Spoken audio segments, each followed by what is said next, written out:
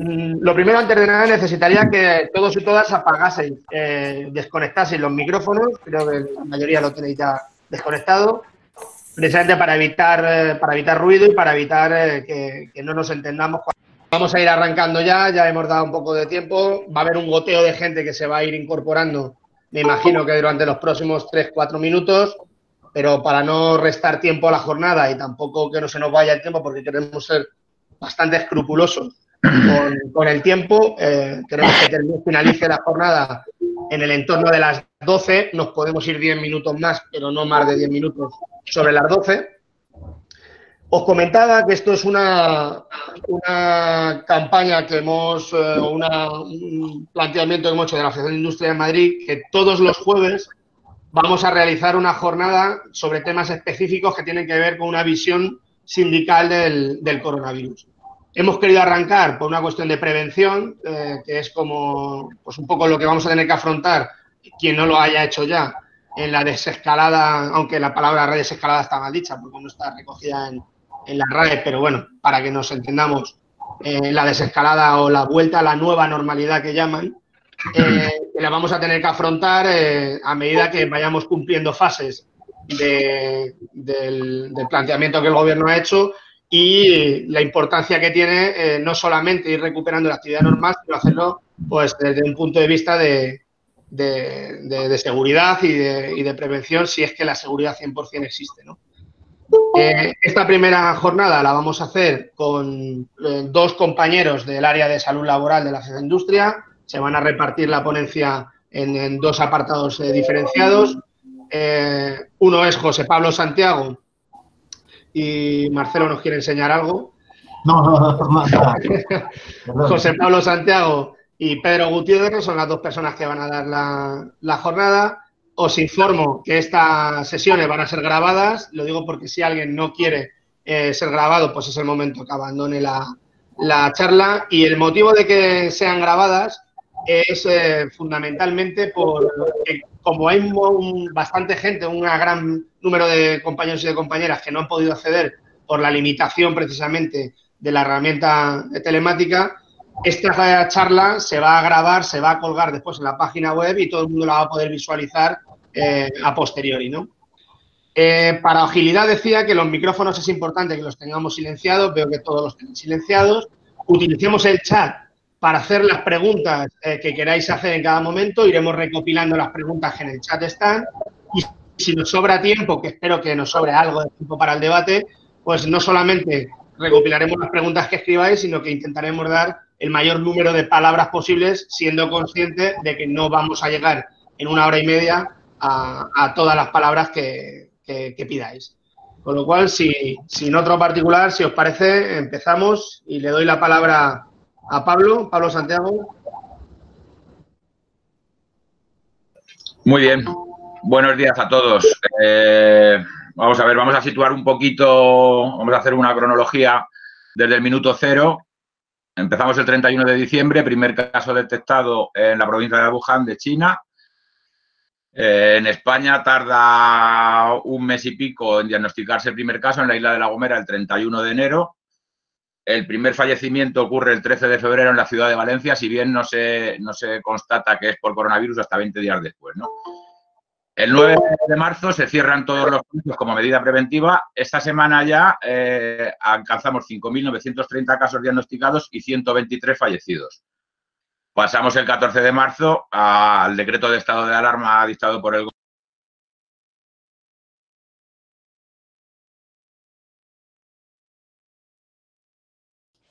No se te oye, Pablo, no se te oye. No se oye, perdona. A ver. ¿No me habéis oído nada? Sí, hasta hemos oído desde la muerte de Valencia.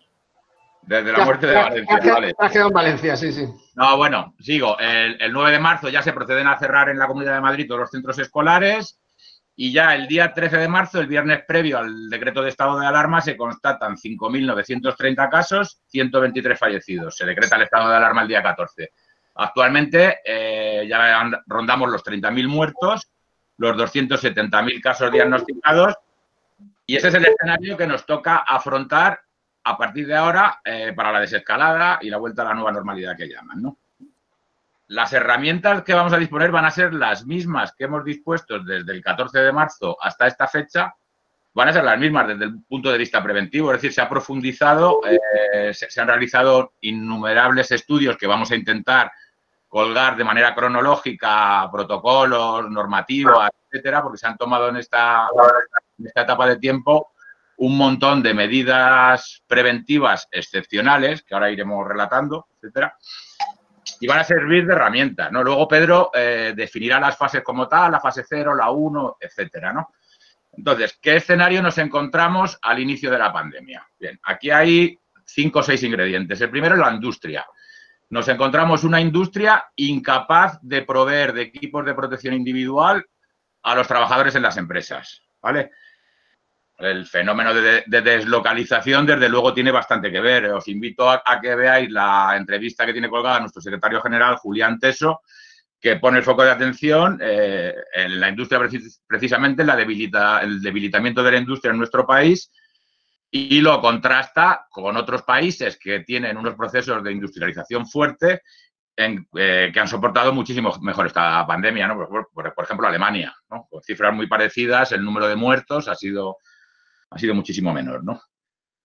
Esto ha llevado incluso a que algunas empresas que con objetos distintos han tenido que reconducir su actividad industrial a proveer de equipos individuales de protección a los trabajadores. Háblese de SEAT, la cooperativa Mondragón, el Ron Arauca, etcétera, ¿no?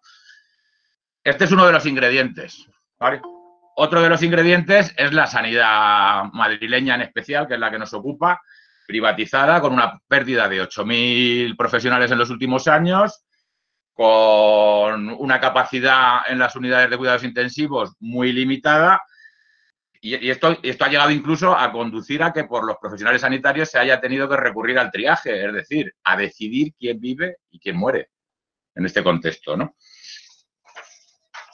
De las residencias de mayores, privadas y concertadas, bueno, pues esto, el 60% de los fallecimientos se han producido. Esta mañana en la prensa ya hablaban de 18.000 muertos solamente en residencias de mayores. Esto, desde luego, tiene que abrir un debate sindical importante, ¿no? De hecho, ya está abierto por las federaciones. Yo he estado nutriéndome de información de la Federación de Sanidad y ese debate está encima de la mesa, y esa va a ser una de las batallas que va a tener que librar el sindicato, ¿no? Entre otras, la situación del personal que trabaja en las residencias geriátricas, entre los que tenemos nosotros bastante en las áreas de mantenimiento, ha sido lamentable. No se les ha provisto de equipos de protección, no ha habido protocolos serios, etcétera, todo lo que todos conocemos, ¿no? La sanidad privada, por supuesto, ha estado ausente, y cuando ha intervenido ha sido con aportación de mínimos casos, con criterios absolutamente mercantilistas, ¿no?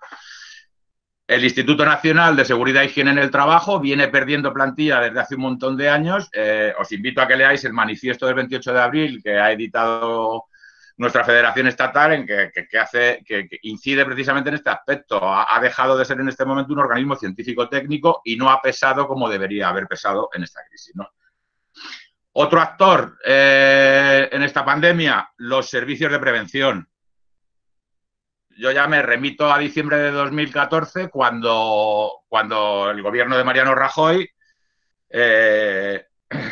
quita del ámbito de las mutuas, ¿no?, la posibilidad de que sean servicios de prevención, y lo mercantiliza. Es decir, nos hemos encontrado con servicios de prevención que no han estado, en el momento inicial no han estado, luego se han ido incorporando poco a poco a medida que se ejercía presión sindical, por supuesto, ¿no? Pero en el minuto cero no estaban los servicios de prevención ajenos, ¿no? Los propios, su intervención, claro, pues tiene sus limitaciones en el momento en que tienen que rendir cuentas al propio empresario. Tampoco han tenido una actuación muy ejemplar, ¿no? Claro, nosotros desde el minuto 1, desde el área de salud laboral, ya esa semana previa al estado de alarma, iniciamos ya, hicimos un documento de requerimiento a la empresa para revisión de evaluaciones de riesgos para incorporar el riesgo por contagio del COVID, y a los servicios de prevención para que elaboraran protocolos. Era imposible. No hacían protocolos. Cuando los hacían era imposible cumplirlos, precisamente porque no había EPIs en el mercado. hasta el punto de que por el Ministerio de Sanidad se llegó a editar una guía de EPIs alternativos ante la escasez, o sea, EPIs caseros, ¿no? Bueno, siguiendo con la inspección de trabajo, otro actor importante en esta pandemia, la inspección de trabajo tampoco ha podido, con los medios de que dispone, puesto que hay tasas de reposición cero, prácticamente no hay convocatoria, hay una plantilla muy mermada y evidentemente no ha dado abasto a todas las reclamaciones que ha habido y su actuación pues tampoco ha sido la deseada. Es decir, yo hablando con la inspección de trabajo en determinadas paralizaciones que hemos hecho de centro de trabajo, nos decían que ellos no se iban a posicionar sobre las paralizaciones y que tampoco iban a requerir a las empresas a que elaboraran sus evaluaciones de riesgos con la que caía ahora. Entonces, bueno, un poco el sálvese quien pueda fue el tema inicial, ¿no? Claro, todos estos actores que hemos citado lo voy a enlazar con el concepto tiempo. Es decir, desde el principio de la pandemia, ¿qué se nos indicaba? Se nos indicaba que las UCIs estaban absolutamente colapsadas y que necesitábamos tiempo, por supuesto. Necesitábamos tiempo para reconstruirla. Afortunadamente, en la fase de desescalada ya se están poniendo encima de la mesa criterios técnicos de número de UCIs disponibles por número de habitantes en cada provincia y si no se cumplen estos criterios no se va a pasar de fase, no se va a poder hacer esa desescalada como pretenden determinadas comunidades autónomas, ¿no? Entonces, tiempo también en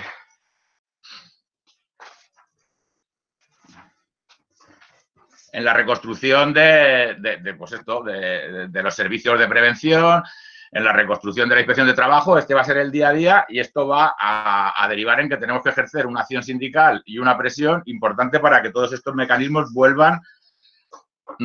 estén en el lugar que tienen que estar para afrontar este tipo de pandemias que entendemos que, bueno, pues que no va a ser una cosa de unos días. Es decir, aquí, de cara a la desescalada, bueno, pues van a jugar un papel muy importante los delegados de prevención para, entre otras cosas, no solo presionar a la empresa, sino presionar a esos servicios de prevención que se dedican al copia-pega, básicamente, para aportar, conforme el mandato que le da la Ley de Prevención de Riesgos Laborales, le da un papel muy importante a los delegados de prevención, a los comités de seguridad y salud. Hemos constatado que también esa colaboración ha sido muy sesgada. Muchísimas empresas, bueno, pues no han solicitado informes, no han pedido consejo, no han atendido a las demandas de los delegados de prevención. Es decir, de aquí en el futuro van a tener que hacer un papel muy importante estos delegados de prevención en cuanto a su formación, en cuanto al manejo de los manuales, protocolos sanitarios, etcétera, porque aquí lo que nos estamos jugando, si hay relajamiento, es contagios y es muerte. Es decir, cada esfuerzo que hagamos, por ejemplo, presionando a una empresa para que cumpla estrictamente esas medidas protocolarizadas que vienen de los servicios de prevención, va a salvar vidas. O sea, tenemos un papel protagonista en los centros de trabajo para salvar vidas. No hay evidencias científicas ahora mismo de que haya una vacuna que nos vaya a salvar a todos, no hay tratamientos, es decir, estamos en un momento que, vamos a ver, hay muchísimas presiones para escalar de fase, pero presiones que vienen de donde vienen. Ayer mismo yo estuve viendo una manifestación en el barrio Salamanca de señoras con bisón que andan reclamando libertad por las calles. Hombre, un momento, vamos a entender el mensaje que están trasladando estas personas y vamos a frenarlo en seco. Es decir, si nos están pidiendo desde el Ministerio de Sanidad que hagamos esfuerzos importantes, yo creo que podemos incluso aportar más esfuerzo con nuestra actitud individual, ya no solo en el ámbito laboral, sino también en el ámbito personal, transportes, salidas a la calle, concentraciones de personas, que se puede a lo mejor ir a un bar 10 personas juntas a partir de la semana que viene o de la otra. Bueno, en la medida en que podamos, con un papel responsable, reducirlo a menos gente y evitar contagios, desde luego vamos a estar salvando vidas, ¿no? A partir de ahí, volvemos otra vez ya, una vez que conocemos los actores que han intervenido y la debilidad que tienen todos ellos, vamos un poco a relacionar qué es lo que ha pasado desde el 14 de marzo, qué medidas preventivas se han aprobado, porque desde luego ha habido la mayor fábrica normativa que se conoce en la historia de este país. Es decir, se han dictado 18 reales decretos que combinaban aspectos preventivos laborales con aspectos sociales. Es decir, yo tengo que valorar, desde luego, cuando oigo mensajes de estos de que nos sobran políticos, etcétera, y veo el trabajo que se ha hecho deprisa, a toda velocidad, un trabajo de rigor técnico, con sus aciertos y con sus limitaciones, ¿no? Pero un trabajo, desde luego, que ha servido no solo para salvaguardar la seguridad y salud de los trabajadores, sino también para rescatar de la exclusión y de la miseria a un montón de colectivos, ¿no? Empezamos por el decreto de alarma. El 14 de marzo, bueno, pues ya se comienza cerrando determinadas actividades, se comienza cerrando el ámbito educativo, la formación, etcétera. Vamos a hacer una guía que voy a colgaros con un montón de documentación para que os sirva pues de herramienta de trabajo en toda la desescalada, porque, insisto, todos los documentos siguen la mayoría vigentes, a excepción del permiso retribuido recuperable, que tendremos que ver a través de las áreas de acción sindical cómo se negocia esa recuperación, pero bueno, eso escapa un poco del ámbito de la seguridad y salud del trabajo, ¿no? Pero claro, todas estas medidas que se han tocado son medidas excepcionales preventivas, empezando con el trabajo a distancia, ¿no? Que ahora veremos, ¿no? Entonces, ¿en qué situación nos encontramos también? El Real Decreto 6/2020 de 10 de marzo es el que considera situación asimilada al alta a accidente de trabajo, situación asimilada a accidente de trabajo en los periodos de aislamiento o contagio de las personas trabajadoras como consecuencia del virus. Existe una circular que os vamos a poner que interpretaba qué tipo de contingencia era el contagio de COVID, y ya el 9 de marzo, un criterio interpretativo que os voy a colgar también en la página, decía que era enfermedad común. Pues cuando me refería a esa velocidad en regular en favor de las personas, fijaros, el 9 sale un criterio interpretativo de la Seguridad Social que determina que es enfermedad común, y el 10 ya sale un Real Decreto que asimila accidente de trabajo. Primera medida, ¿no? El 17 de marzo ya sale el Real Decreto 8/2020 que establece el carácter preferente del trabajo a distancia, siempre que es técnica y razonablemente posible y si el esfuerzo de adaptación necesario resulta proporcionado, ¿no? Esto está vigente, ha sido prorrogado por el artículo, no me acuerdo qué artículo, por el Real Decreto Ley 15/2020 y está vigente hasta 21 de junio. Es decir, es la primera exigencia que tenemos que poner encima de la mesa. De hecho, esta semana ya hemos requerido a varias empresas que están haciendo volver a las oficinas a sus trabajadores para decirles que no, que eso es ilegal y tendrán enfrente al sindicato. Es decir, esto no es una broma. Cuando hay una norma que está vigente, el sindicato debe hacerla cumplir, ¿no? Entonces, esa es la primera línea de actuación que tenemos que hacer en la desescalada. Continúa vigente también por el Real Decreto Ley 8/2020 el derecho de adaptación de horario y reducción de jornada de las personas trabajadoras. Colgaremos también todas estas normas, ¿vale? Medidas sociales, las hemos visto todas. Aquí se ha cubierto a los autónomos, se ha cubierto a las empleados de hogar, se ha cubierto la finalización de los contratos temporales, se ha hecho esa interrupción, es decir, hay una batería normativa sin precedentes. Este Real Decreto Ley, el 8/2020, también introduce los expedientes de regulación de empleo por fuerza mayor y los excepcionales de causas económicas, técnicas, organizativas, reproductivas, también como una medida de salud laboral. Es decir, incluía y contemplaba la posibilidad de que ante un contagio masivo en una empresa se pudiera recurrir a expedientes de regulación de empleo también, ¿no? Problema que nos hemos encontrado, declaración de accidentes de trabajo. Ahí vamos a tener una guerra muy intensa. Las mutuas ya están diciendo que a menos que haya pruebas contundentes de que se ha producido el contagio en la empresa, algo que es muy complicado de demostrar, no van a reconocer accidentes de trabajo. No tenemos constancia ahora mismo del reconocimiento de ni un solo accidente de trabajo durante la pandemia, ¿no? Bueno. Seguimos con las distintas prórrogas del estado de alarma. Y llegamos al Real Decreto Ley del permiso retribuido recuperable. El Real Decreto Ley 10/2020. Bien, esto entre el 30 de marzo y el 9 de abril es la aportación que corre a cargo de los trabajadores respecto de la pandemia. Es decir, se ha puesto encima de la mesa que los trabajadores tenemos que sacrificar esas jornadas que serán recuperadas luego a lo largo del tiempo, ¿no? De aquí hasta 31 de diciembre. Eso tendrá que ser a través de acción sindical cómo se negocien todas estas recuperaciones, ¿no? En ese decreto, en el Real Decreto 10/2020, se establecen un montón de empresas que están incluidas, pero se declaran unas excepciones y una actividad mínima indispensable que la equiparan al trabajo que podría realizarse los fines de semana y los festivos.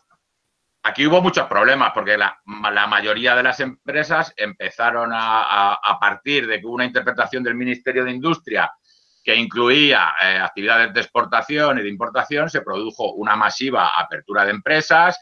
No se ceñían exclusivamente a lo estrictamente esencial y necesario para sacar la actividad mínima indispensable y, claro, pues tuvimos bastantes problemas con esto, ¿no?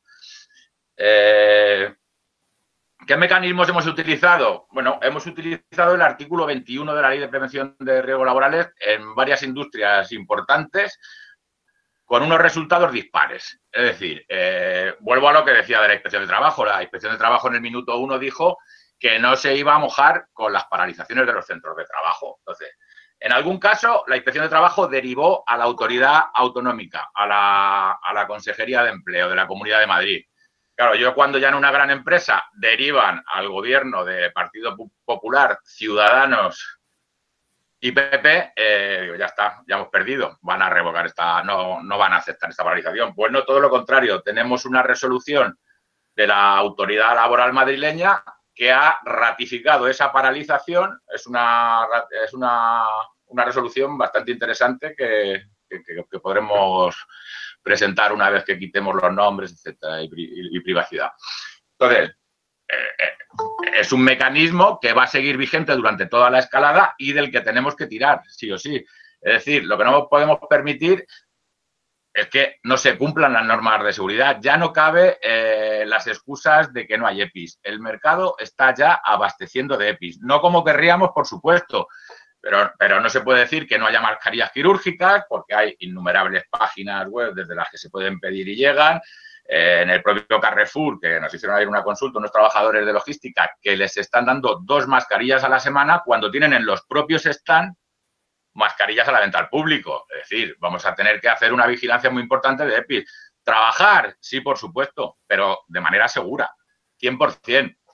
Es decir, con protocolos bien claros, bien contundentes y personal que vigile que esos protocolos se cumplen. Yo apelo a los recursos preventivos. La Ley de Prevención de Riesgos Laborales establece la necesidad en determinados supuestos. La terminología no es muy concreta, pero yo entiendo y debemos defender la necesidad de recursos preventivos, entendidos como personal con formación básica en prevención de riesgos laborables, que se dedique única y exclusivamente en su trabajo a controlar el cumplimiento de todos y cada uno de esos protocolos, ¿vale?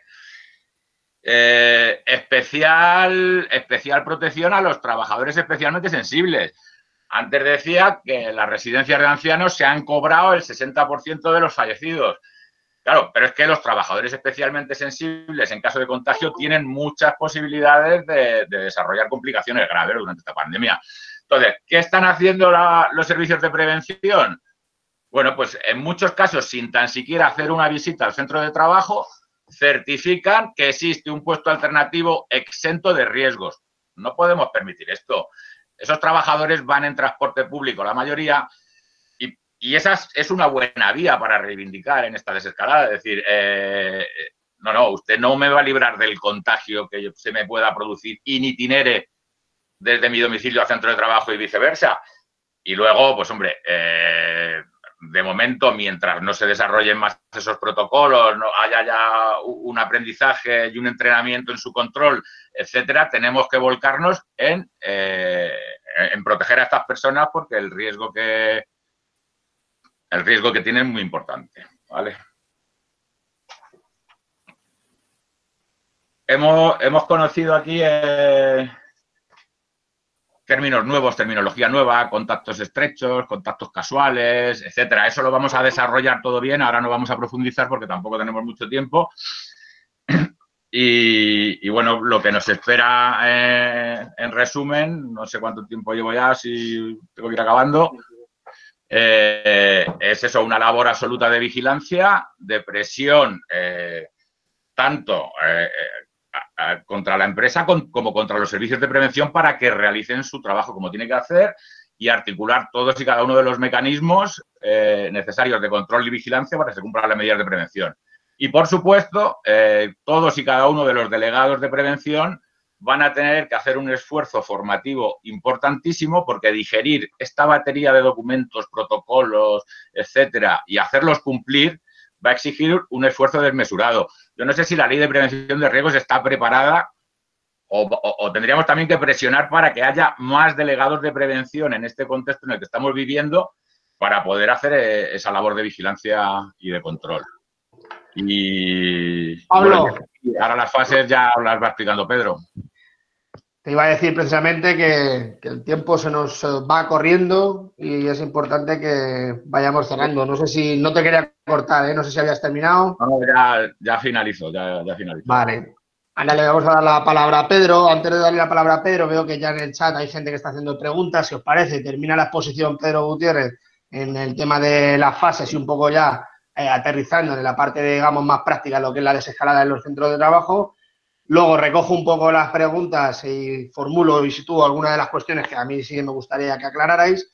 Y si nos sobra tiempo, que espero que sí, hacemos una ronda de turno de palabras por si alguien quisiera intervenir. Pedro, tienes la palabra.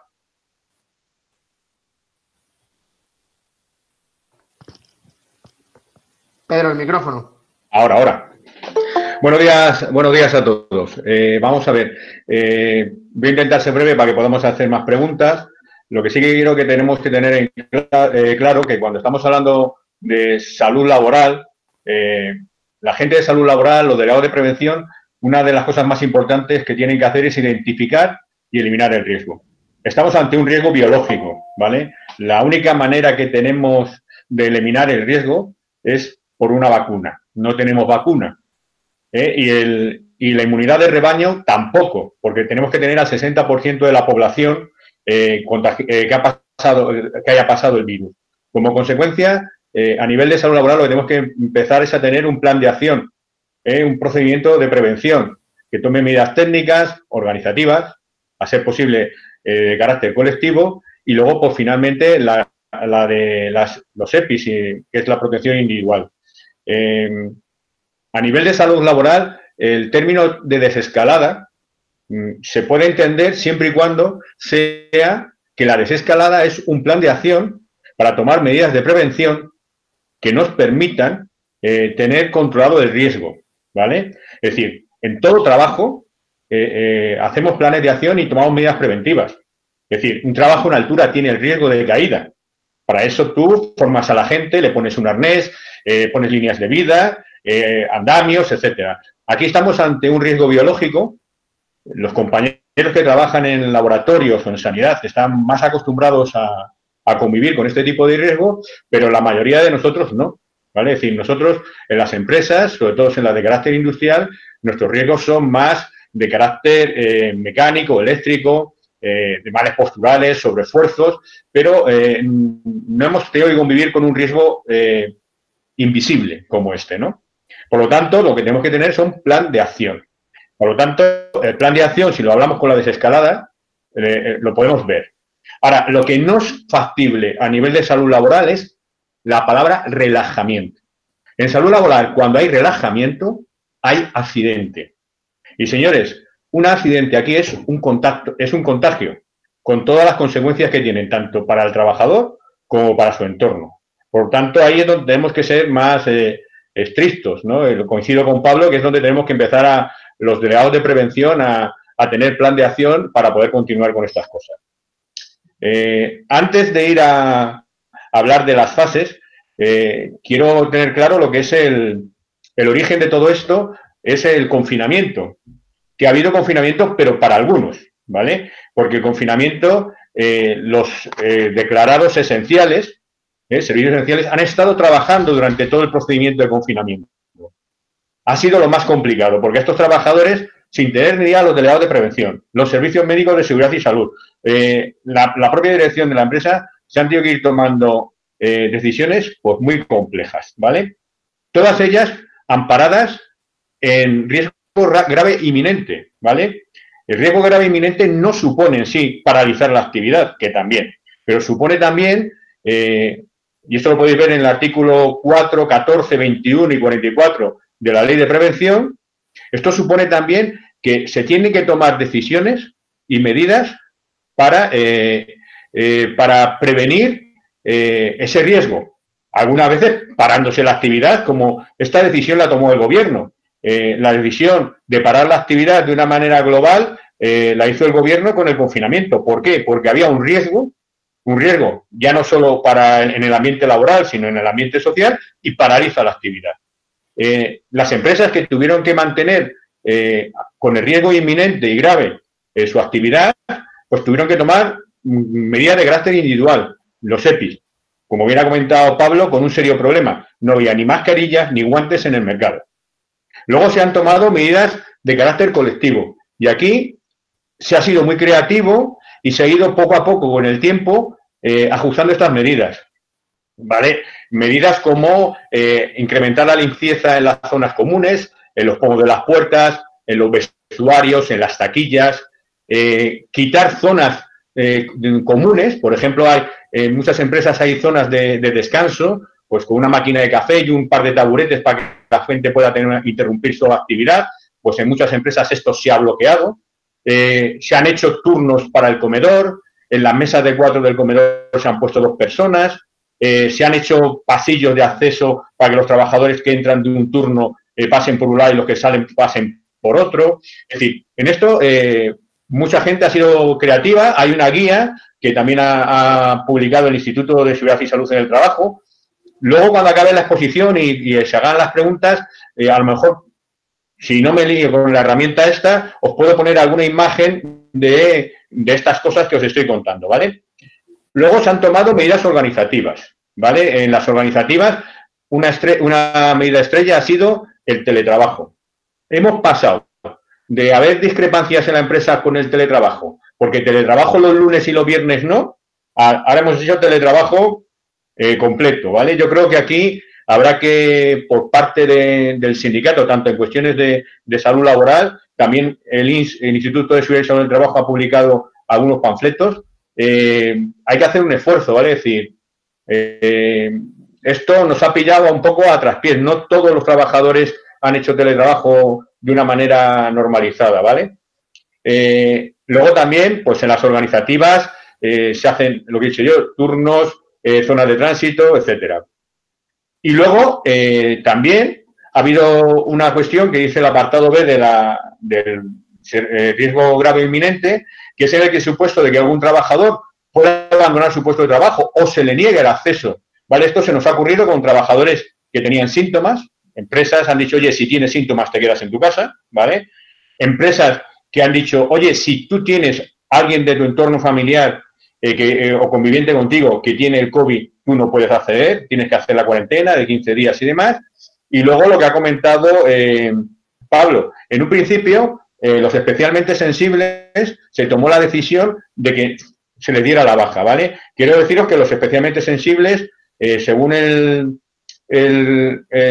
8 de abril ya el Ministerio de Sanidad dijo que eran los diabéticos, enfermedad cardiovascular, hipertensión, enfermedad pulmonar crónica, inmunodeficiencia y cáncer en fase de tratamiento, embarazo y mayores de 60, ¿vale?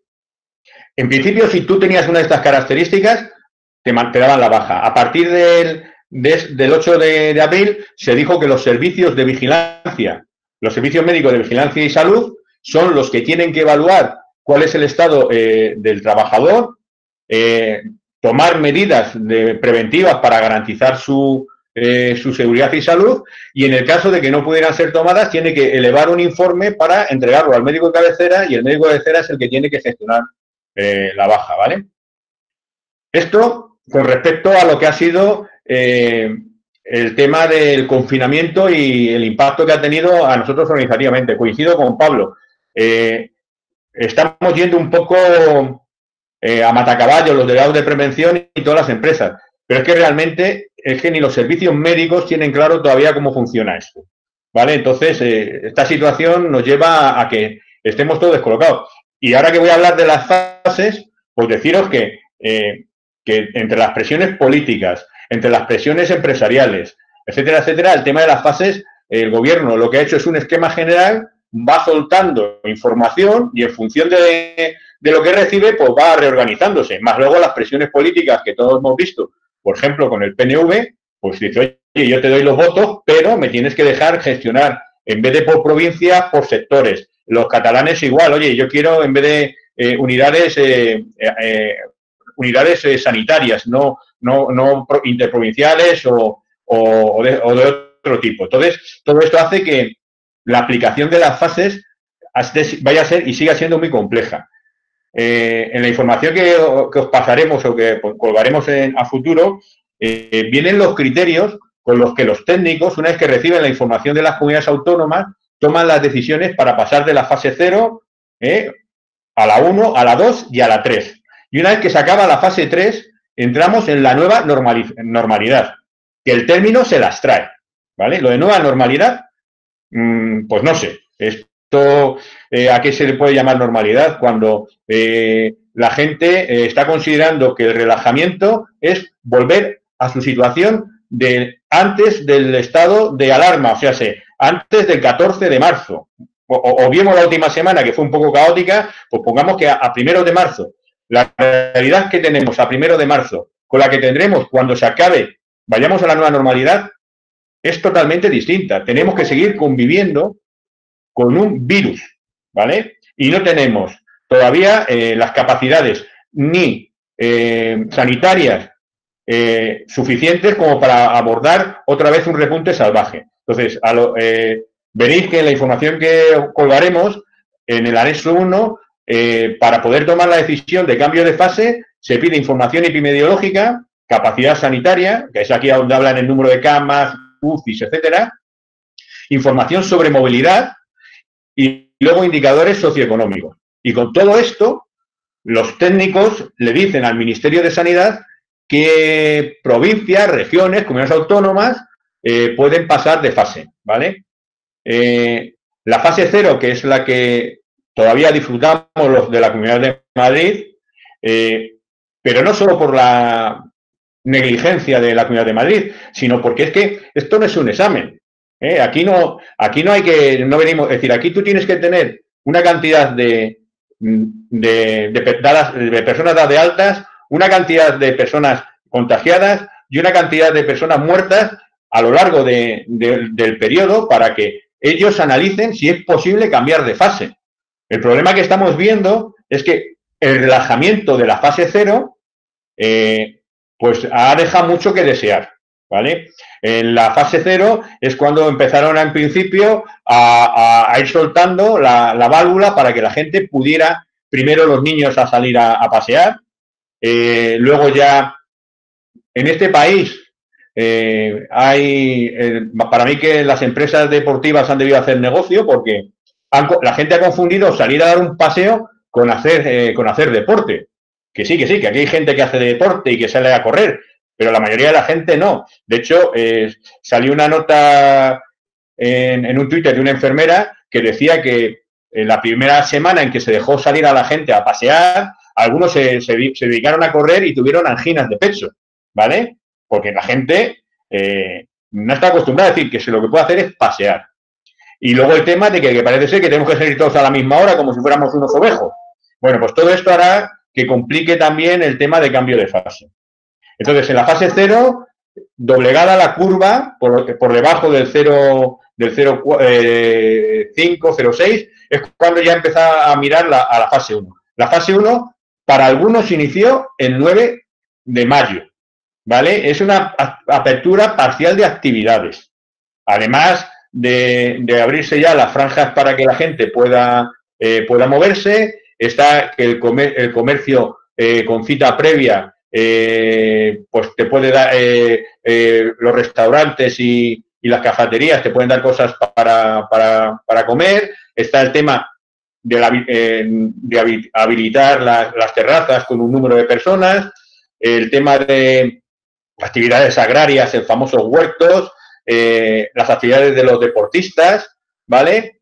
Y luego el tema de la hostelería, de los hoteles, siempre y cuando no se utilicen zonas comunes. Esto es en la fase 1. También está en la fase 1 también está el tema de entierros y velatorios, donde antes sabéis que solo se permitían como máximo 3 personas, pues permiten ya que haya más de 10 o 15 personas. Y luego está la famosa reunión familiar. Pues vamos a poder reunir con nuestros familiares un número de 10 personas. Que vamos a poder estar en el mismo habitáculo 10 personas con mascarillas y guardando la distancia de seguridad, ¿vale? Eso es lo que dice la norma. Otra cosa es lo que vemos en la calle. Besos, abrazos y niños jugándose unos encima de otros y luego llevándose los niños a los distintos padres, etcétera. Con esto, lo único que estamos fomentando es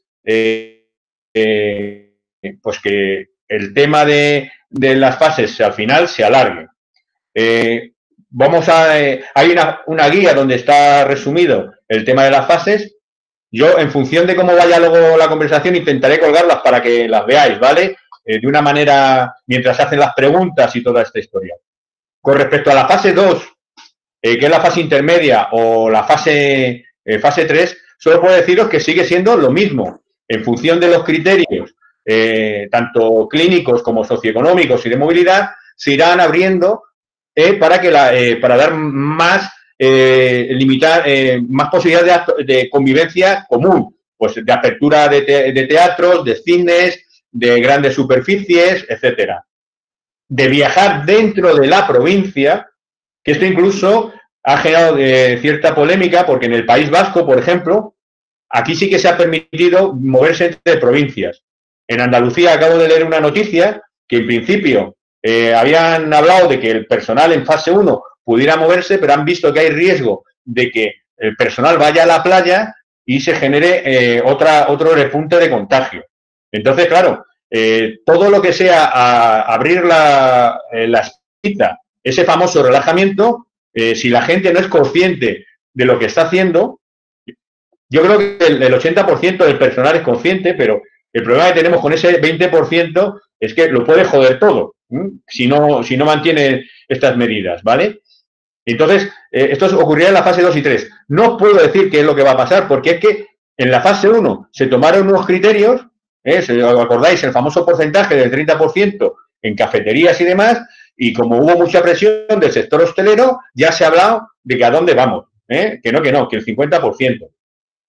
Ahora el gobierno ha dicho que aquellos ciudadanos que vengan en un vuelo de otro país tendrán que estar 15 días de cuarentena, ¿vale? Esto supone que cuando ya se permitan los vuelos en la fase 2 o 3, 15 días, entonces claro, la gente dice, oye, voy a ir de vacaciones para estar encerrado en un hotel, pues para eso no vengo. Entonces, pues seguramente que el sector hostelero haga algún tipo de presión para que esto no sea así. Por lo tanto, ¿qué es lo que va a pasar y cómo se van a machembrar la fase 1, la fase 2 y 3? Pues lo iremos viendo según vayan saliendo publicados los reales decretos y las guías que vaya sacando el ministerio, ¿vale? Y luego, supuestamente, el 1 de julio iríamos a la nueva normalidad, ¿vale? Esto de la nueva normalidad suena como a chino, porque ¿qué es normal? ¿Va a ser normal que tengamos que ir todos con mascarillas? ¿Va a ser normal que en un bar, en una mesa de 4 estemos sentados y en la mesa de al lado no sé qué? ¿Va a ser normal que en una barra de bar, pues yo qué sé, como la que tenemos aquí cerca del sindicato, en la fábrica o en la Dolores, que son estrechas y pequeñas, que entran a lo mejor 30 personas a codazos, haya 5 y separados entramos? Esa va a ser la nueva normalidad, porque sí que se va a permitir hacer ciertas cosas, pero manteniéndose las medidas de seguridad. Va a ser normal lo que ha pasado en el avión este que vino de Canarias, que ya se ha dicho que está mal hecho, que tendría que haber habido un asiento sí, un asiento no, un asiento sí, o por lo menos el de la fila del medio sin estar ocupado. Es decir, todavía quedan muchas cosas que ver. Lo que sí que está claro es que vamos a tener que seguir hasta que haya una vacuna con las mascarillas y con las medidas de distanciamiento. Y estas medidas de seguridad, además de tener que seguir peleando en los centros de trabajo, también las tendremos que pelear en la sociedad. Y esto funcionará siempre y cuando seamos solidarios unos con otros con el tema de las medidas. Yo, por mi parte, si queréis, ya empezamos con el turno de palabra. Mientras habláis, voy a intentar colgaros las guías y algunos documentos y vamos, y así vais, mientras contesta Pablo, podéis ver esas imágenes en la pantalla. Creo que funciona así. Ten en cuenta que para nosotros la herramienta que estamos utilizando también es un poco nueva, ¿vale? Vale, pues muchas gracias, Pedro. Ahora antes de que conteste Pablo, bueno, esto de comentar de la herramienta también es la nueva normalidad, ¿no? La nueva normalidad es que estamos haciendo una asamblea de delegados y de delegadas con una herramienta telemática. Esa es nuestra nueva normalidad que duda cabe que nos ha sacudido pues, a todos, ha cambiado absolutamente nuestras costumbres y nuestra manera de vivir y evidentemente tenemos un poco que reponernos. He ido un poco aglutinando varias de las cuestiones que han ido poniendo en el chat, aunque ahora me imagino que habrá muchas más preguntas y más intervenciones. Ha habido cuestiones que me han parecido interesantes. Pablo ha apuntado una cosa y Carmen además lo ha apuntado también en el chat, que es la posibilidad de crear un delegado, digamos, específico del COVID, que no sé si sería buscar una nueva función un poco temporal o incluso añadir nuevas competencias a los delegados de prevención, incluso con crédito horario, con nuevas herramientas, o me gustaría que dierais vuestra opinión respecto a qué posibilidades tenemos de explorar esta figura de delegado COVID. Hay varias palabras que han planteado la reincorporación de la gente que está en el teletrabajo. Hay dudas al respecto de, por un lado, si la empresa tiene la obligatoriedad o la obligación de mantener a la gente el teletrabajo, lo puede haciendo de manera paulatina. Si lo hace de manera brusca y no cumple la medida de prevención, ¿qué podemos hacer? ¿Dónde podemos ir a mostrar nuestras discrepancias? O si tenemos la capacidad incluso de paralizar la actividad si vemos que esta incorporación supone un riesgo, no solo para las personas que se incorporan al teletrabajo, sino el hecho de llenar los centros de trabajo con gente es un riesgo para los que también estaban previamente antes de la incorporación de la gente del teletrabajo. Una cuestión que no solamente afecta desde un punto de vista de prevención, pero yo creo que sindicalmente está igual de importante, es el tema de la conciliación. Esta desescalada para la gente que está teletrabajando, evidentemente, tiene que hacerse con criterios de prevención y de salud por encima de todo, pero me gustaría saber un poco también, en vuestra opinión, cómo hacemos conjugar los intereses de prevención con los intereses empresariales que tanto están en boga en las últimas semanas, ¿no? Hemos pasado de la discusión política de la necesidad de la prevención y de la salud a la necesidad de incorporarnos y de que el país no sea un desastre. Pues en todo este escenario, ¿no?, bipolar de salud y economía, ¿qué papel deberíamos de jugar como delegados sindicales en cuanto a lo que la conciliación se refiere? Y sí que me gustaría un poco que nos dierais alguna pista o alguna herramienta que podríamos utilizar para implementar medidas un poco más orientadas a la conciliación. Fernando apuntaba a otra cuestión que me imagino que mucha gente tiene en la cabeza sobre la necesidad de hacer test o análisis de inmunidad, un poco también cuál es vuestra opinión al respecto.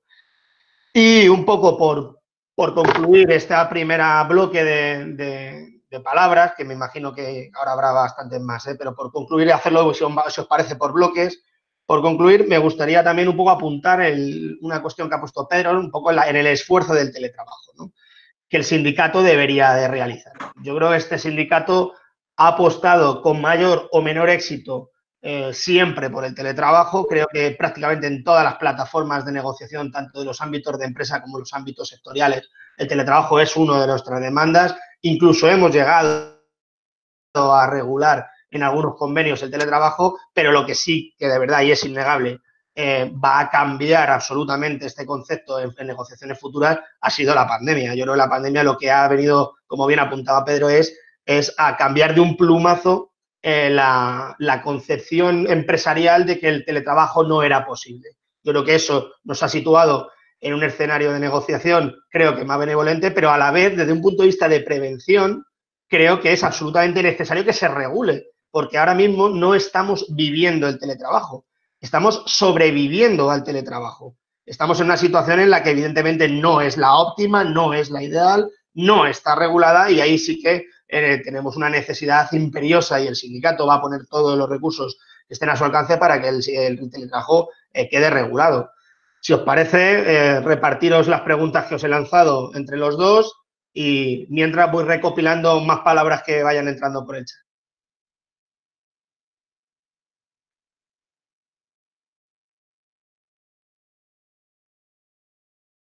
Empiezo yo. A ver, el teletrabajo. El teletrabajo entiendo que está vigente ahora mismo. Allá donde sea razonable y técnicamente posible, es exigible. Cuando se ha prorrogado por Real Decreto, el Real Decreto Ley 15/2020 dice bien claro que se prorroga hasta el 21 de junio.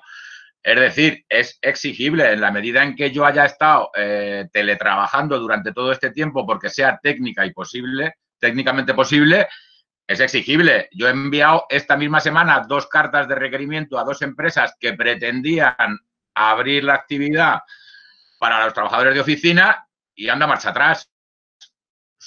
Sus consultas habrán realizado con sus servicios jurídicos para que se haya producido esa marcha atrás, ¿no? Entonces, esto es exigible, ¿vale? Ahora mismo, denuncias a la Inspección de Trabajo. La Inspección de Trabajo está funcionando ahora exclusivamente en materia de prevención de riesgos laborales. Si metemos una denuncia de otras cosas, estas sí que van a la cola y siguen el ritmo de siempre, pero se han centrado en atender con una celeridad razonable este tipo de denuncias. O sea, invito a que los que quieran seguir trabajando inicien acciones legales contra la empresa si la empresa se pone muy bestia. El tema de la conciliación. Este es un problema que se produce desde el día 9 de marzo cuando cierran la actividad escolar. Empieza todo el mundo a llamar al sindicato, que tengo derecho a... No tienes derecho a nada, todo el mundo tiene hijos y eso es un tema que hay que desarrollar más. Ahora mismo el marco normativo que tenemos es el artículo 34 del Estatuto de los Trabajadores, reformado el año pasado, que contempla la adaptación de jornadas, ¿vale? También con ese periodo de consultas de 30 días con el empresario que se ha establecido, etcétera, y el Real Decreto Ley 8/2020 en el artículo 6, que admite la reducción hasta el 0%. Claro, una cosa es la concreción de la jornada sin merma de salario y otra es la posibilidad del artículo 6 de reducir sin salario. Hombre, esto es insostenible para cualquiera. Yo creo que ahí el sindicato deberá profundizar y realizar propuestas a través de los órganos correspondientes para hacer modificaciones normativas e intentar buscar alguna fórmula alternativa, porque evidentemente se va a producir, claro. No sé si Pedro quiere contestar lo otro. Lo de los test masivos. Los test masivos, ahora mismo no hay obligación legal de que por las empresas se hagan test masivos. Es más, existe una previsión legal de incautación de los test por la autoridad sanitaria. Sí que se ha abierto esa posibilidad para que las empresas que quieran hacer test masivos en coordinación con la autoridad sanitaria se pueda activar en determinados campos, pues por interés de salud pública. Entonces, el procedimiento es ese, a través de los servicios de prevención y la presión que nosotros hagamos, por supuesto, pedir test masivos para todo el mundo, pero claro, esto va a tener que estar coordinado con la autoridad sanitaria, por lo menos en estos momentos. En la medida en que la industria vaya revitalizándose y ponga a disposición más test en el mercado, pues evidentemente eso se irá flexibilizando y se podrá, bueno, pues se podrá exigir con más éxito, ¿no? Quiero intervenir, please. ¿Puedo? Sí. Vamos a ver, con respecto al tema de los test, ¿vale? Es decir, los test hay 3 tipos de test. Está el PCR famoso, que es el bastoncillo este que te meten por la nariz, y este lo que sirve es para saber si estás infestado, ¿vale? Para saber si tienes el virus. Luego hay otros test que son serológicos, que son el de la gotita de sangre, y dependiendo de lo que busquen, pueden servir para una cosa o para otra. Es decir, ¿dónde está el problema de los test? Si eres asintomático o no tienes síntomas, ¿de qué me sirve hacer a mí una PCR este lunes si a la semana que viene te hago el PCR y a la semana que viene, por las circunstancias, en el fin de semana, sin querer te has contagiado? ¿Qué hacemos? ¿Todos los lunes PCRs a todos los trabajadores? Es complejo, muy complejo, ¿vale? Es decir, por eso lo que se recomiendan los PCRs es si hay síntomas, ¿vale? Para garantizar que si lo que tienes son síntomas y tienes un proceso vírico, te quedes en casa, ¿vale? Siguiente cuestión. Luego están los test de estos que son de anticuerpos, que dependiendo lo que busquen, así nos puede salir, ¿vale?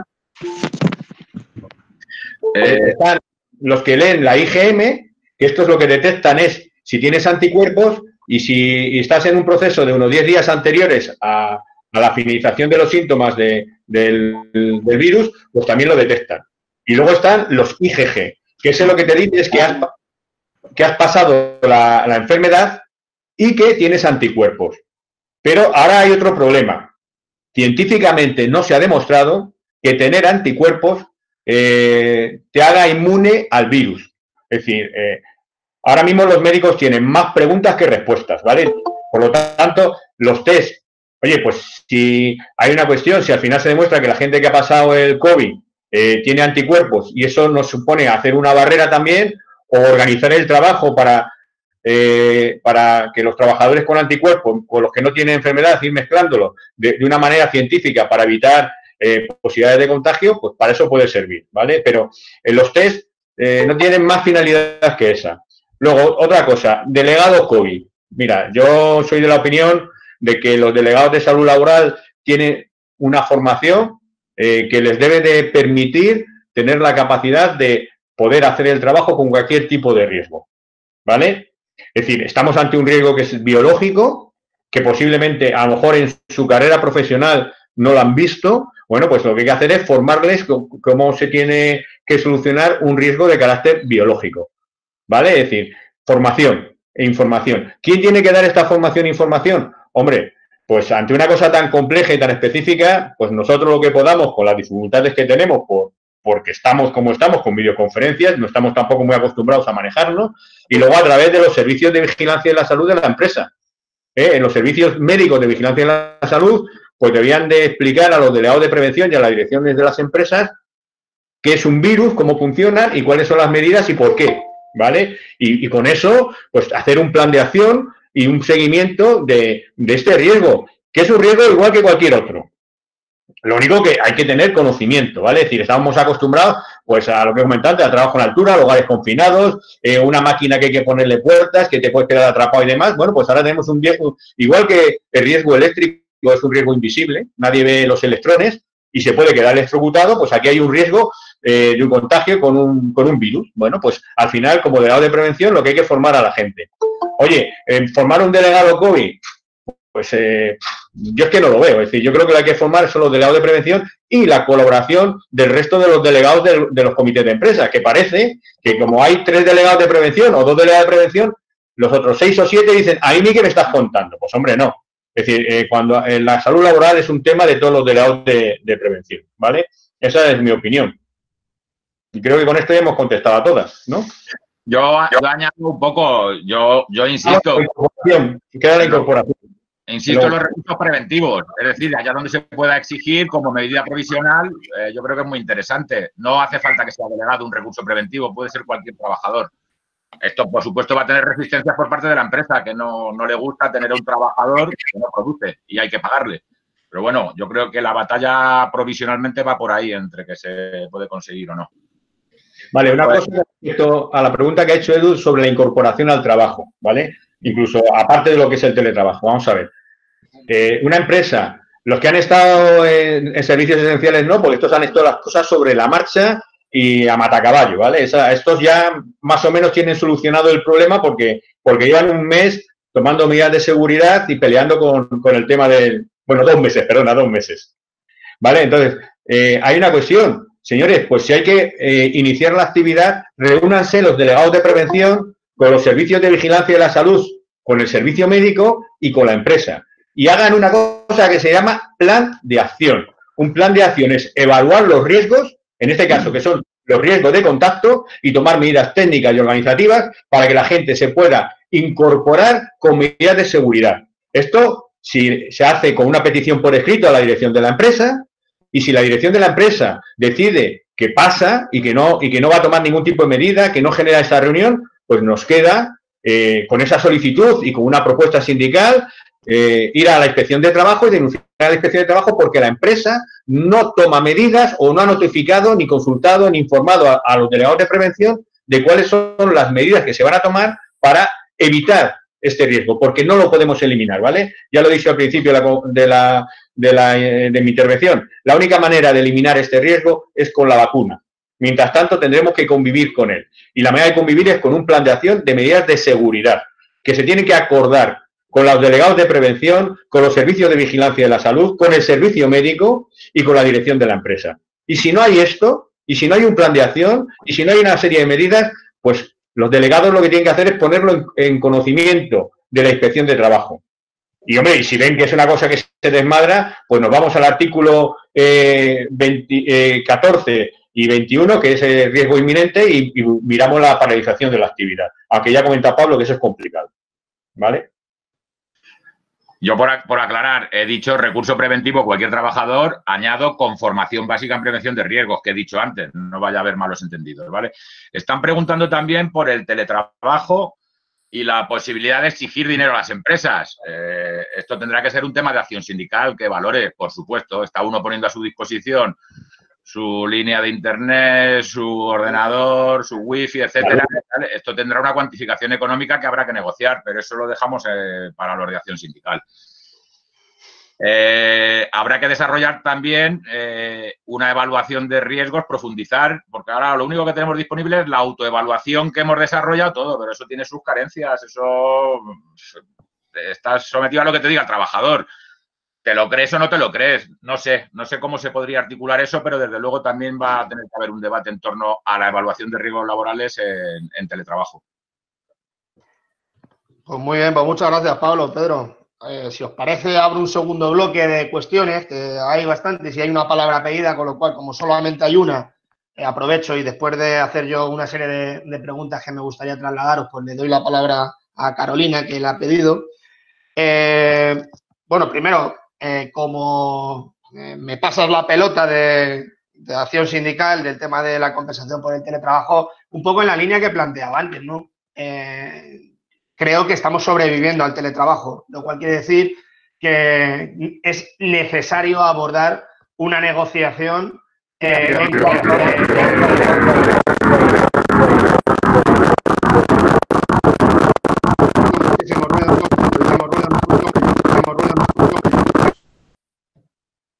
Ahora, no, estaba comentando que en cuanto al teletrabajo estaba diciendo que estamos sobreviviendo, no estamos conviviendo con el teletrabajo, lo cual es absolutamente necesario tener que abordar una negociación, primero en el ámbito de la empresa, en aquellos centros de trabajo donde tengamos capacidad sindical para hacerlo, pero por otro lado, desde la propia Federación de Industria y desde la propia Confederación de Comisiones Obreras tendremos que presionar también a las administraciones para que regulen esta situación. Evidentemente, tiene que tener una mayor regulación, no solo en compensación, que también hay una serie de gastos que se derivan de la utilización de nuestros propios medios para ejercer nuestra labor, sino también desde un punto de vista de prevención. ¿Qué pasa con la evaluación de puesto de riesgo si estamos en casa trabajando? ¿Qué pasa con un accidente doméstico? ¿Se consideraría accidente laboral si estoy en mi casa? Hay una serie de cuestiones que evidentemente tienen que ser reguladas.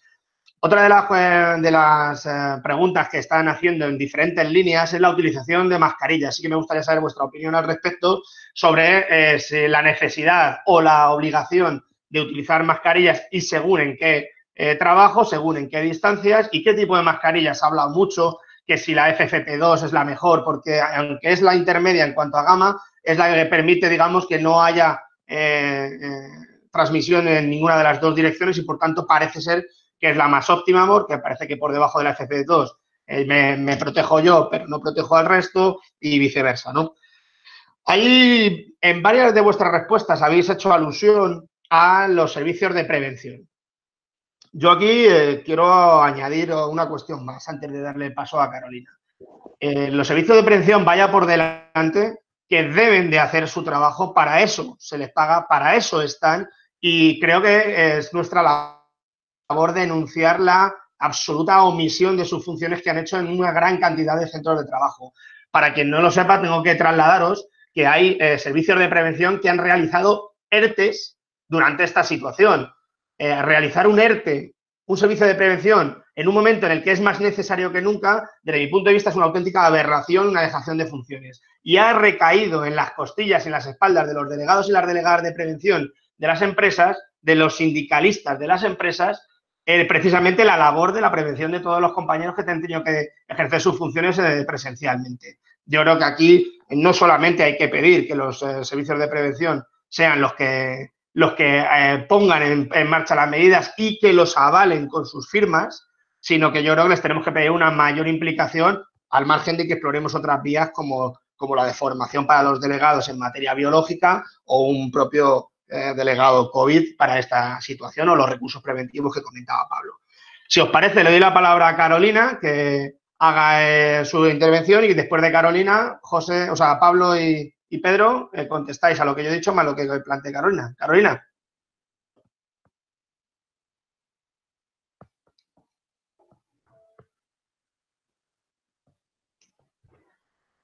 Carolina, no sé si estás hablando, tienes que quitar el micrófono si quieres hablar.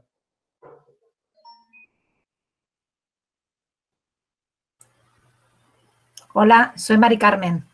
Ah, vale, Mari Carmen. He visto, había una palabra de Carolina Carazo, ha pedido la palabra. No sé si quiere intervenir o ya no interviene. Sí, hola, buenos días. Que es que no... A ver, vale, ahora. Disculpad, es que solo tengo una mano disponible porque tuve un accidente y no podía quitar el micrófono. Buenos días a todos. Me llamo Carolina y trabajo actualmente en Ericsson. No sé si me oís. Sí, perfectamente. Vale. Yo trabajo en Ericsson desde hace casi 15 años, soy delegada de prevención y soy miembro también del Comité de Prevención de Riesgos del Coronavirus en mi empresa. Antes estuve trabajando como responsable de seguridad industrial en la planta químico-farmacéutica de Laboratorios Merck de Alcalá de Henares durante casi 15 años también. Entonces, bueno, pues a pesar de que esta situación es nueva para todos, pues como podéis figuraros, en la industria farmacéutica, que no en la actual donde estoy, pues estas cosas, habiendo equipos críticos, instalaciones, riesgos biológicos, laboratorios y demás, no son desconocidas para nosotros, ¿no?, los que estábamos en aquella industria. Entonces, lo primero de todo que quiero decir es que gracias por haber convocado estas reuniones, que me parecen muy útiles, y yo asistiré todos los jueves siempre que pueda, porque es que estoy de baja, que tuve 2 accidentes. Y bueno, quería comentar unas cosas así rápidamente sobre lo que habéis hablado y luego alguna otra cuestión que también he puesto por el chat, ¿no? En primer lugar, creo que hemos visto que todo lo que podía fallar, que el mundo es muy vulnerable, esa es para mí la principal conclusión, y en este caso en España y en el resto, pero en España en algunas cosas, hemos visto que todo lo que podía fallar ha fallado, desde las instituciones públicas, pasando, digamos, por los protocolos. Yo misma podría contar aquí anécdotas que supongo que saldrán en la prensa próximamente, porque han sido increíbles. Hemos visto cómo los mayores en los hospitales no tenían tratamientos. Mi propio padre fue desahuciado y yo tuve que comprarle la medicación, por supuesto no de manera muy ortodoxa, pero creo que ha sido la única persona de su edad que ha salido vivo del hospital en el que estaba. Sobre el tema de los EPIs ha habido un auténtico descontrol. No solamente las empresas no han tenido EPIs disponibles, sino que cuando se les ofreció allá por el mes de febrero o marzo, dijeron que no se iban a necesitar. Y bueno, yo que trabajo en una empresa grande he tenido y sigo teniendo toda clase de problemas a la hora de relacionarme con la empresa como delegada de prevención y miembro de este comité.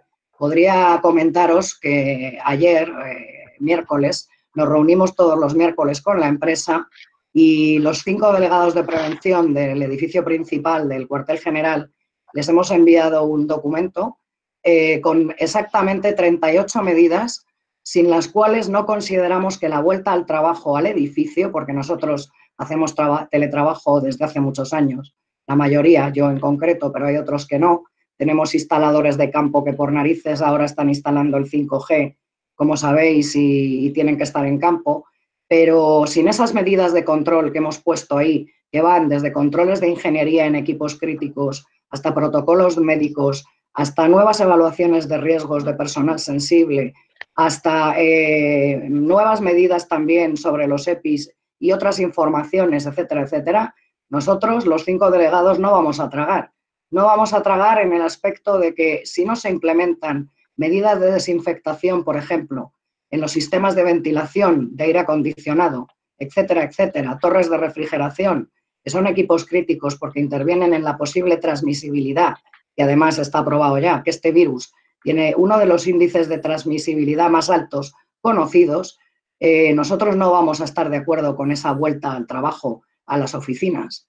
No sé qué es lo que va a suceder porque tenemos un nivel de presión brutal, pero desde luego nosotros lo tenemos claro. Y el problema aquí también, aparte de todo lo que hay de logísticas, suministros y poca formación, es que realmente aquí, salvo las industrias químicas o farmacéuticas, realmente no tienen técnicos de verdad especialistas en biológicos, ni siquiera en análisis de riesgos, digamos, calculados por escenarios.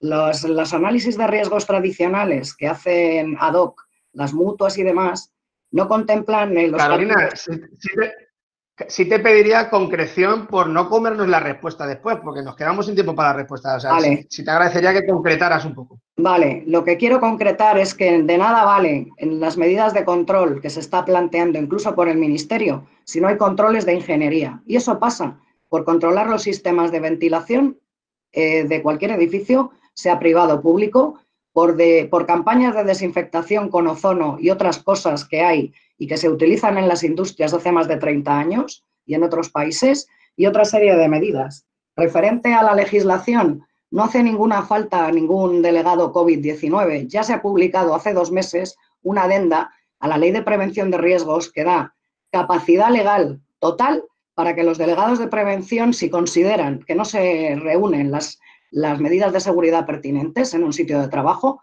puedan paralizar la actividad. Yo quise dimitir de mi puesto de delegada de trabajo por todos los problemas y el Ministerio no me admitió la dimisión.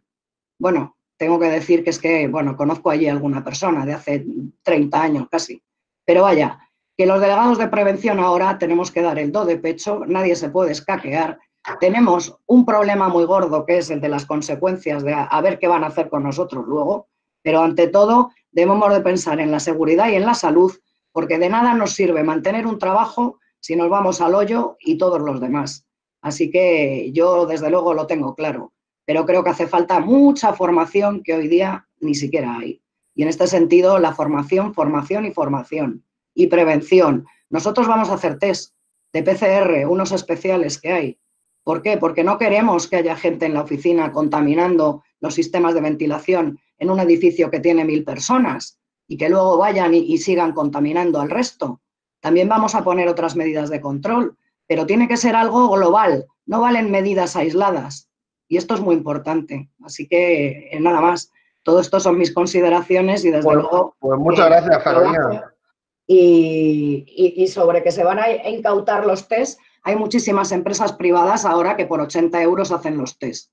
Lo que pasa es que la inmunidad no está aprobada y ahora lo que se sabe de los últimos estudios clínicos es que precisamente puede que no haya inmunidad. Y lo de las vacunas, todo el que ha trabajado en la industria farmacéutica o en sanidad sabe que las vacunas tardan años y que además, para cuando haya una vacuna, el virus ha mutado, con lo cual, bueno, no hay que pensar mucho en las vacunas, sino en prevenir y en controlar y en evitar que esto se siga expandiendo hasta el infinito, porque esto, dentro de 2 años vamos a seguir hablando de ello, porque ha venido para quedarse. Esto no es una epidemia de una gripe. Carolina, Carolina, perdona que vuelva a cortarte. Es que Ya he nos acabado. gustaría que No, que ya he se acabado. contestaran a las preguntas. ¿Sí, no?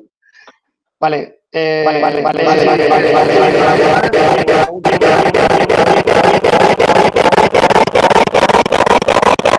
Pregunta, ¿se ve lo de la presentación de la mascarilla? No, Pedro. Vale, te han silenciado. Buah. Nada, interrumpir.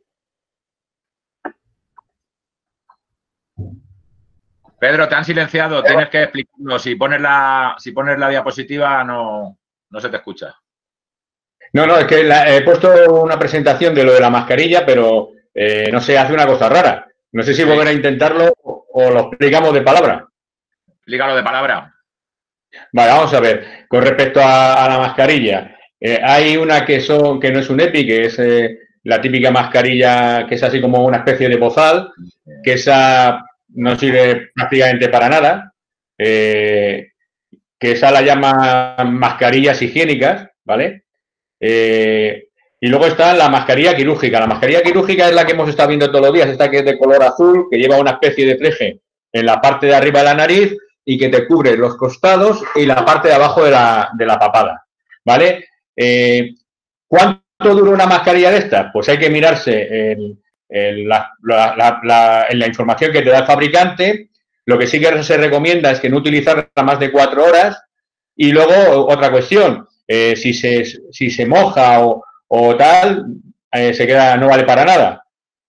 Por lo tanto, una mascarilla de estas, lo recomendable serían, si la tienes que utilizar durante tu jornada de trabajo de 8 horas, pues realmente lo recomendable sería cambiarla prácticamente como mínimo cada 2 días. Estamos hablando de las quirúrgicas. Y estas lo que hacen es protegen tanto a la persona para que no le entre el virus, como si estás enfermo para no lanzar el virus.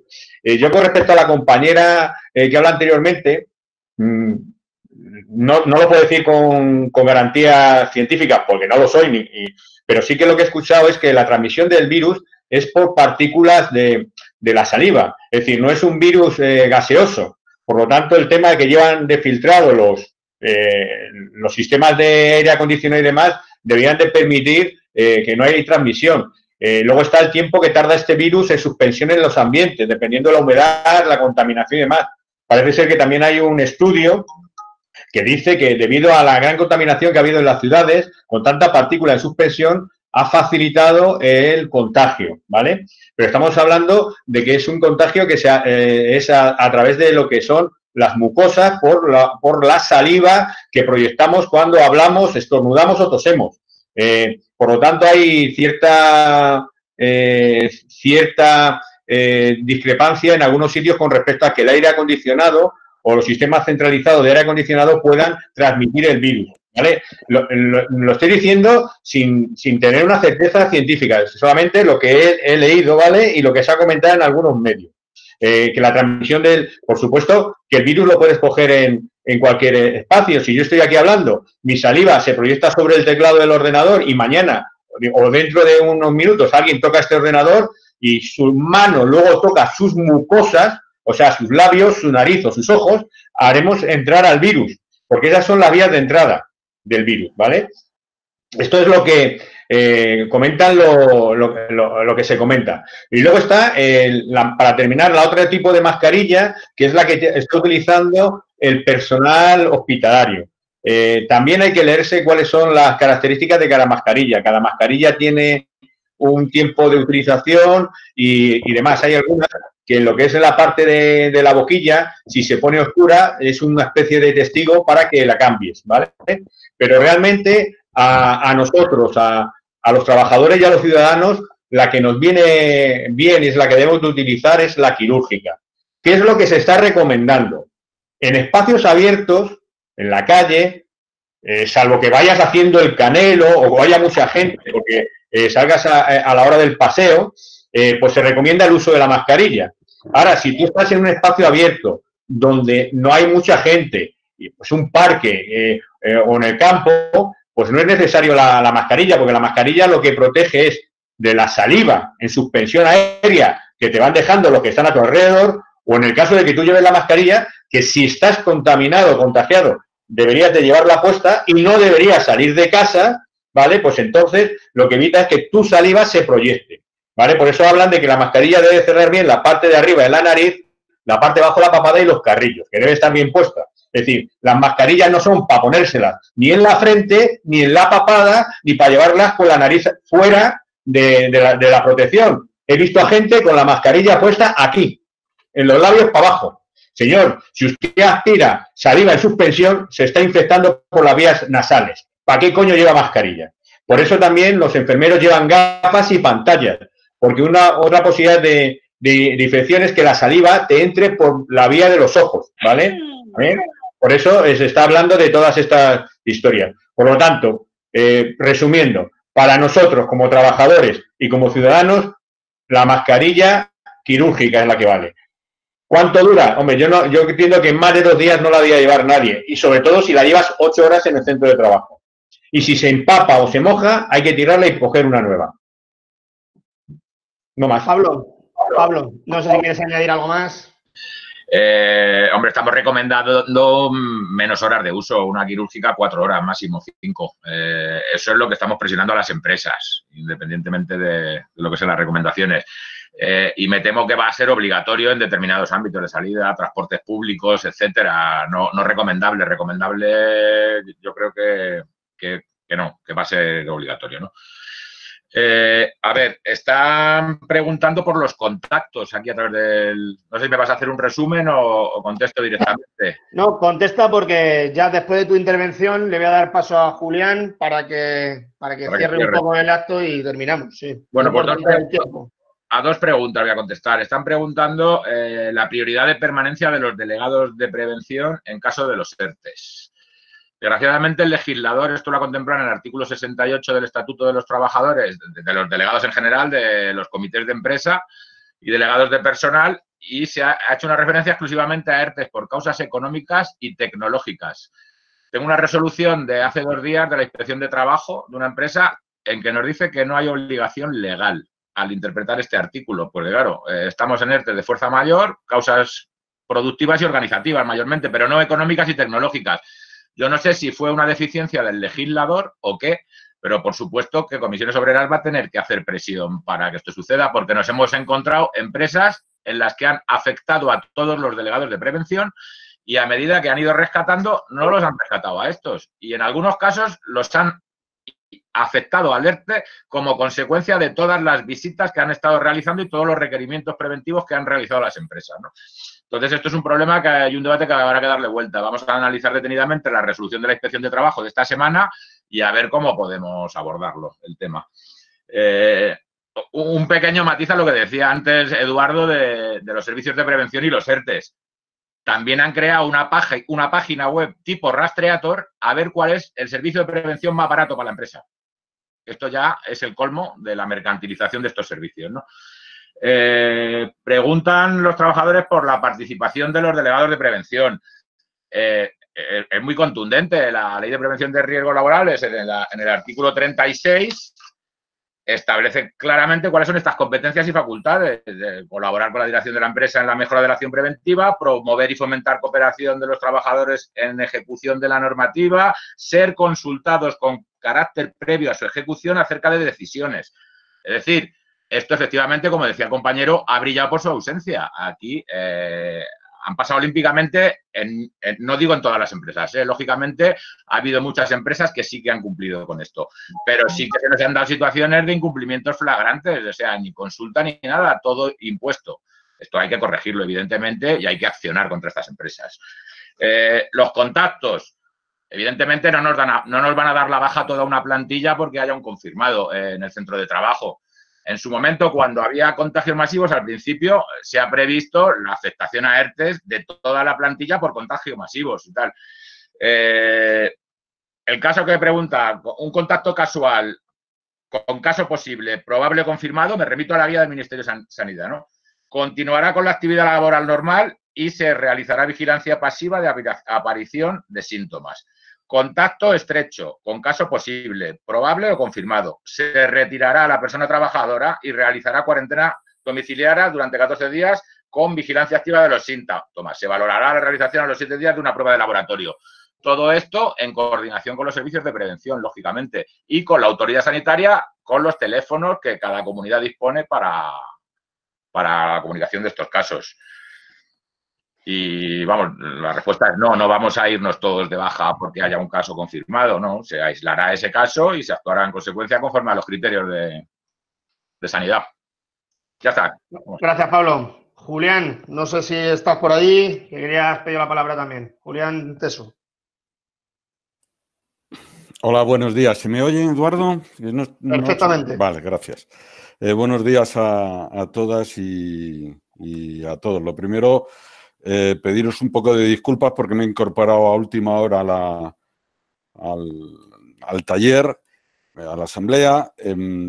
Lamentablemente no, afortunadamente he tenido que ir a la Constitución o a la primera segunda reunión de la mesa de industria en Madrid, y yo creo que era fundamental que estuviéramos en esa mesa hoy. Luego os contaré una pequeña impresión. Lo primero, a riesgo de repetirme, porque me imagino que en el inicio de la jornada así se habrá hecho, pues transmitiros un saludo en nombre de toda la ejecutiva de la Federación de Industria de Madrid. Yo creo que si algo podríamos sacar un poco en positivo, ¿no? Si es que se puede sacar algo en positivo de esta crisis, de esta pandemia, bueno, pues es la adecuación a nuevas fórmulas y a nuevas formas de hacer las cosas. En nuestro caso, y hablo en concreto del sindicato, la adecuación sobre todo a estas nuevas tecnologías. Ha sido algo que quizá no le hemos dado en el pasado la importancia que deberíamos de haberlo dado, pero que creo, y hay que poner en valor la rapidez con la que el sindicato se está adecuando a esta nueva fórmula de hacer las cosas. Pediros también un poco de disculpas. Vais a ser o habéis sido los primeros en los que vamos a hacer este tipo de talleres. Esperamos haberlo hecho evidentemente bien. Lo hemos intentado hacer de la mejor manera que sabemos, pero evidentemente habremos cometido algún fallo, algún error, y por lo tanto, lo primero, pediros disculpas, y en segundo lugar, animaros a que nos los comuniquéis para a partir de ahí poder ir corrigiendo las anomalías y los errores que hayamos cometido a la hora de realizar las nuevas talleres que vamos a ir haciendo en principio todos los miércoles.